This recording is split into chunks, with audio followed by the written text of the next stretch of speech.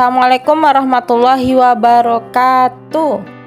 Halo pejuang UTBK, gimana nih kabarnya? Semoga tetap semangat ya. Oke, di video kali ini aku mau sharing lagi ya 10 soal FR UTBK yang aku dapatkan di tanggal 23 Mei ya. Sorry banget ya, aku baru upload sekarang karena baru sempat dan karena berbagai kesibukan sehingga upload videonya terlambat ya. Tapi alhamdulillah banget detik ini dan hari ini aku bisa share videonya. Semoga nanti setelah nonton video ini kalian jadi makin paham, dan kalau ada soal mirip atau persis bahkan ya kalian bisa menjawabnya dengan benar ya. Oke, tanpa berlama-lama lagi yuk ikuti video pembahasan soal ini. Tapi sebelum aku mulai, buat kalian yang merasa tertarik dengan channel aku, terutama dengan video-video yang aku bikin ya, boleh banget jika kalian mau support ya dengan mengklik tombol subscribe, like, share, serta komen. Karena support kalian itu begitu berharga bagi aku ya. Bikin channel ini lebih berkembang dan pastinya bikin video yang aku bikin ini bisa direkomendasikan YouTube sehingga makin banyak yang mengunjungi, dan pastinya lagi video aku lebih banyak ya manfaatnya bagi yang lain juga. Oke, terima kasih ya. Next, aku mulai ke pembahasan. Keep watching. Oke, soal nomor 1. Salah satu hal negatif yang harus dihindari dalam demokrasi ekonomi adalah sistem persaingan bebas. Hal tersebut akan sistem ekonomi ada namanya sistem persaingan bebas ya. Ini masyarakat bebas berusaha ya. Maksudnya masyarakat ini bebas ya dalam melakukan kegiatan ekonomi ya, kegiatan produksi, konsumsi, distribusi kayak gitu ya. Tapi di sini sistem persaingan bebas ini membawa dampak negatif ya, karena di sini semua diatur oleh swasta atau masyarakat kayak gitu ya. Jadi apa dampak negatifnya? Nah, itu kita cek ya. Yang A, mematikan potensi serta daya kreasi. Salah ya. Di sistem ekonomi persaingan bebas bukan mati potensi daya kreasinya, tapi makin berkembang ya. Oke. Yang B, menumbuhkan potensi eksploitasi atau pemerasan terhadap manusia dan bangsa lain. Oke, kita keep dulu. Terjadinya pemusatan kekuasaan ekonomi. Salah ya. Ini di sistem ekonomi komando ya. Kalau pemusatan kekuasaan ekonomi itu artinya si pemerintah ini dia agak gimana ya? Pemerintah yang berkuasa kayak gitu. Nah, itu pemusatan kekuasaan ekonomi itu. Nah, ini berarti di komando adanya yang C. Yang D, negara beserta aparatur negara bersifat dominan. Ini di komando ya, bukan bebas ya. Yang E, masyarakat tidak memiliki kebebasan untuk melakukan kegiatan ekonomi. Salah. Di sini masyarakat malah bebas ya dalam melakukan kegiatan ekonomi ya. Oke, jadi jawabannya bravo ya, B ya. Oke, sip. Oke, jawabannya B ya, menumbuhkan potensi eksploitasi pemerasan terhadap manusia dan bangsa lain. Jadi kalau di sistem ekonomi persaingan bebas ini karena siapa aja bebas berusaha ya. Jadi siapa yang berkuasa ya, dia yang menang ya. Siapa yang memiliki modal besar, dia yang paling menguasai ekonomi. Nah, jadi dari situ bakal menumbuhkan potensi eksploitasi ya, pemerasan terhadap manusia dan bangsa lain. Oke ya. Next, aku masuk ke soal nomor 2. Katanya di sini, kurva penawaran baju bergeser ke kiri disebabkan oleh kalau kurva penawaran, nah ini geser ke kiri. Nah, geser ke kiri jika Q-nya tuh turun ya. Oke, kita cek ya, harga baju turun. Nah, ini bukan menyebabkan kurva penawaran bergeser ya, tapi bergerak. Sama ya. Yang B ini juga ya, bukan bergeser tapi bergerak. Ingat ya. Jadi kalau ada soal nanti, kalau kalian menemui soal harga barang itu sendiri turun atau naik, bukan bergeser kurvanya ya, bergerak. Oke. Yang C, biaya produksi turun. Oke, aku Kita cek dulu ya. BP biaya produksi turun. Nah, ini menyebabkan Q-nya naik ya. Ini bukan geser ke kiri tapi geser ke kanan ya, geser ke kanan. Oke. Harga tekstil naik. Oke. Harga tekstil naik. Nah, ya ini jawabannya ya. Kalau tekstil naik, nah itu kan biaya produksinya naik ya. Biaya produksi naik menyebabkan jumlah barang yang dijual akan naik, menyebabkan jumlah barang yang dijual akan turun. Jadi ini geser ke kiri ya, geser ke kiri. Nah ya, kalau biaya produksi naik maka jumlah barang yang dijual turun ya. Jadi kurva penawaran geser ke kiri. Harga celana turun. Celana dan baju itu bersifat komplementer ya. Hubungannya apa? Negatif ya. Kalau negatif itu P naik maka Q turun. Gitu sebaliknya ya.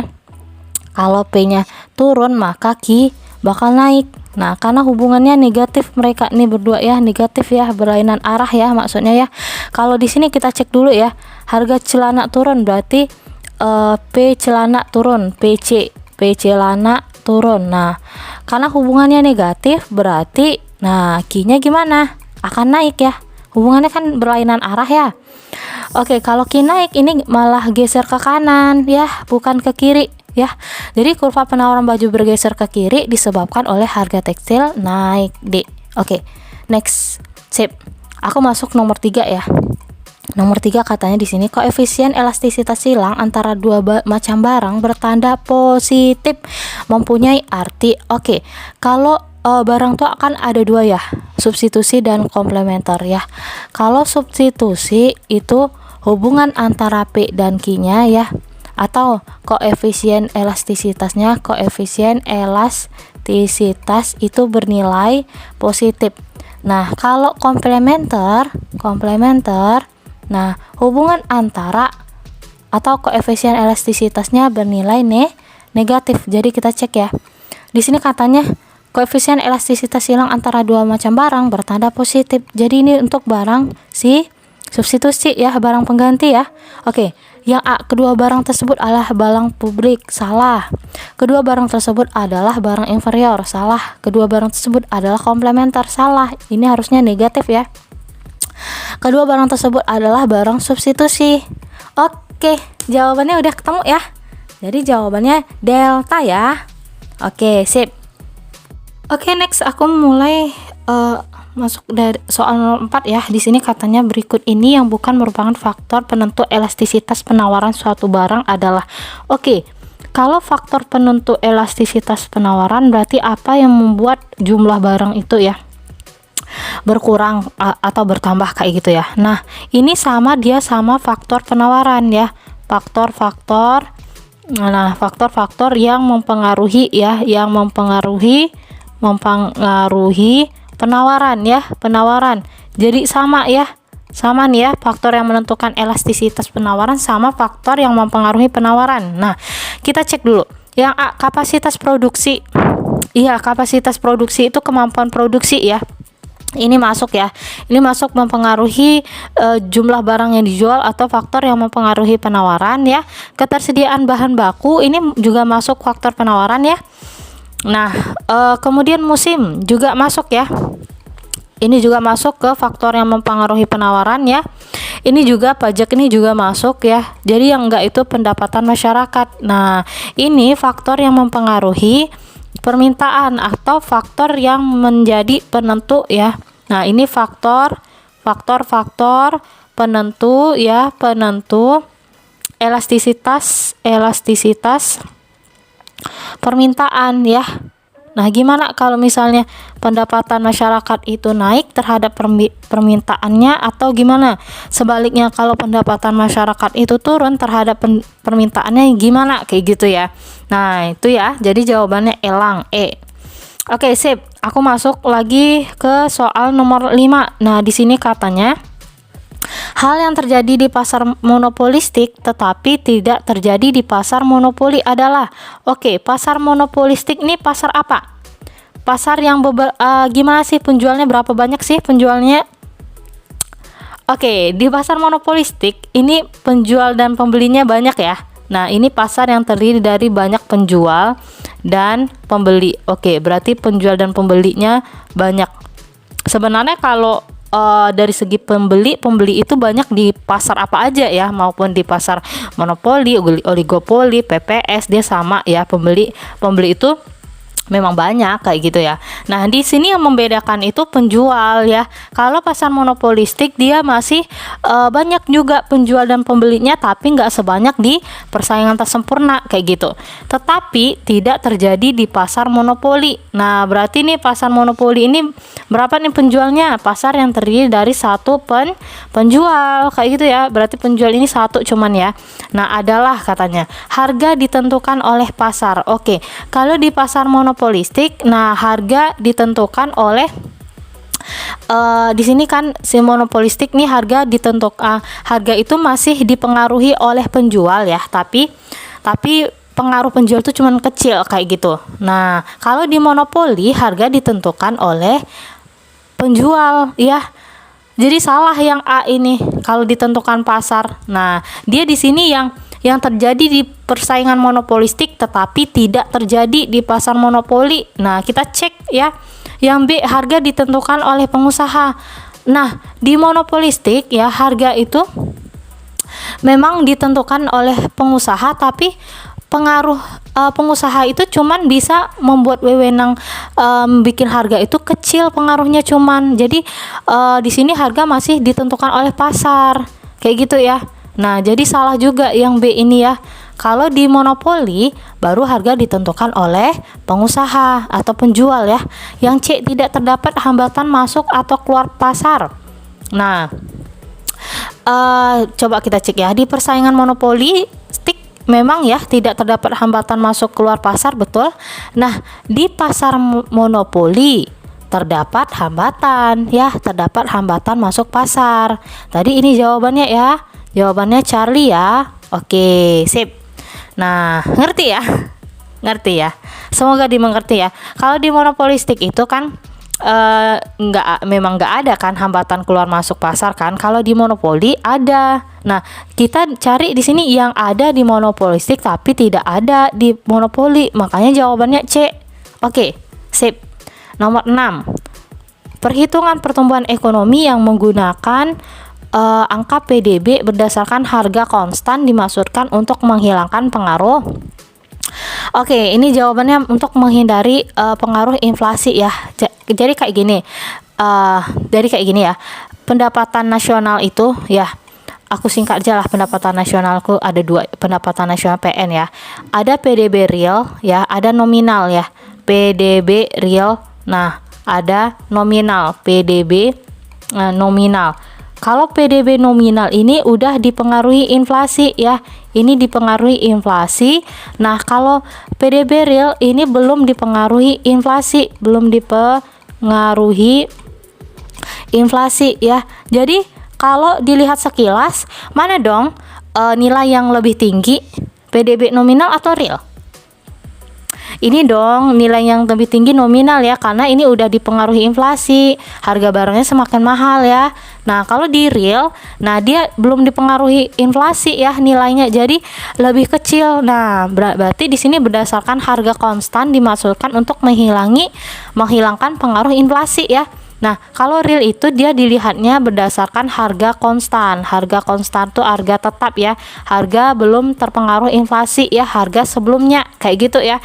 Misalnya di sini ada 2 tahun 2020, 2021 kayak gitu. Ada jenis barangnya barang A. Ini jenis barangnya ya, barang A. Nah, harga 2020 dia harga si barang A ini cuma 1.000. 2021 harga barang A ini udah naik 5.000. Jadi mana dong yang PDB realnya? Ini ya harga 2020 ya. Ini namanya PDB real karena dia belum terpengaruh inflasi, masih 1.000 harganya. Kalau di 2021 harganya udah naik 5.000, jadi udah dipengaruhi inflasi. Nah, ini adalah PDB real. PDB nominal ya. Oke, sip. Nah, nomor 7. Nomor 7 katanya di sini adalah berikut ini adalah bukan merupakan sumber penerimaan bukan pajak, berarti yang tidak pajak ya, kecuali berarti cari yang pajak ya, sumber penerimaan yang dari pajak. Oke, pendapatan bea masuk. kita skip dulu ini ya. Pendapatan bagian laba BUMN ya. Ini memang bukan pajak ya. Ini bukan pajak, jadi ini bukan jawabannya. Nah, pendapatan bunga ini juga pendapatan dari non pajak atau bukan pajak ya. Pendapatan jasa layanan umum iya. Ini bukan pajak ya, bukan dari pajak. Penerimaan sumber daya alam juga bukan ya. Kecuali berarti yang pendapatan biaya masuk ya. Ini adalah pajak barang impor ya. Oke, sip. Oke, next aku masuk soal nomor 8 ya. Di sini katanya bengkelnya ya membeli kendaraan seharga 50 juta baru dibayar 30 juta dan sisanya dibayar kemudian. Analisis akun yang benar berdasarkan transaksi tersebut adalah oke, kalau beli kendaraan berarti apanya yang bertambah? Kendaraannya dong ya. Kendaraan bertambah di mana? Di debit ya, sebesar 50 juta. Baru dibayar 30 juta. Nah, apanya yang berkurang itu? Kas ya. Kas berkurang di kredit ya. Nah, kasnya berkurang 30 juta dan sisanya dibayar kemudian. Oke, sisa itu adalah utang ya. Utangnya kalau belum dibayar berarti utangnya bertambah ya. Utang bertambah di mana? Di kredit. Oke. 30 juta dibayar berarti utangnya tinggal 20 juta ya. Jadi kita cocokkan ke optionnya ya. Di sini katanya kas berkurang 30 juta. Oke, udah ketemu langsung ya jawabannya ya. Kas berkurang 30 juta ini ya, benar ya. Nah, 30 juta. Perlengkapan bertambah 50 juta ya. Iya salah, bukan perlengkapan ya. Kendaraan ini termasuk aset tetap ya. Jadi bukan perlengkapan. Kalau perlengkapan itu kan aset lancar ya. Peralatan bertambah 30 juta. Oke, ini juga salah ya sebenarnya ya. Ya memang salah ya. Sebenarnya bukan bertambah itu peralatan, tapi kendaraan ya. Ekuitas berkurang 50 juta. Nih kita nggak ngomongin ekuitas ya. Liabilitas berkurang. Liabilitas malah bertambah ya. Nah ini. Oke, sip. Kita masuk ke nomor 9. Oke, nomor 9. Apabila aset suatu perusahaan sebesar 10 juta dan ekuitas pemilik 60 juta, maka besarnya kewajiban. Oke, kalian pasti tahu rumus ini. Pasti tahu ya. Nah, harta sama dengan utang ditambah modal. Ini rumus simpel dari persamaan dasar akuntansi ya, PDA ya. Hartanya berapa di sini? Hartanya kan 10 juta nih katanya. Dan ekuitas pemilik adalah ekuitas pemilik ini ya. Berarti ekuitas pemilik itu modal ya, 6 juta. Nah, yang ditanya ini nih, utang gimana cara carinya? Utang sama dengan harta dikurang modal ya. Hartanya berapa? 10 juta. Dikurang modal, modalnya 6 juta. Oke, berarti utangnya 10 juta dikurang 6 juta itu adalah berapa? Oke, ini adalah 4 juta ya. Jadi jawabannya adalah dodol ya, D ya. Oke, jawabannya D ya. Jadi di sini, maka besarnya kewajiban perusahaan adalah kewajiban itu kan utang. Utangnya 4 juta ya. Oke, sip. Aku masuk ke soal nomor 10 ya. Nah, di sini katanya Andika Taylor membayar sewa bangunan sebesar 12 juta untuk masa 1 tahun ke depan. Pencatatan transaksi tersebut menggunakan pendekatan neraca adalah oke. Nah, ini kan ceritanya tentang bikin jurnal umum ya. Bikin jurnal umum tuh ada dua metode ya, ada dua pendekatan ya. Nah, pendekatan yang pertama adalah pendekatan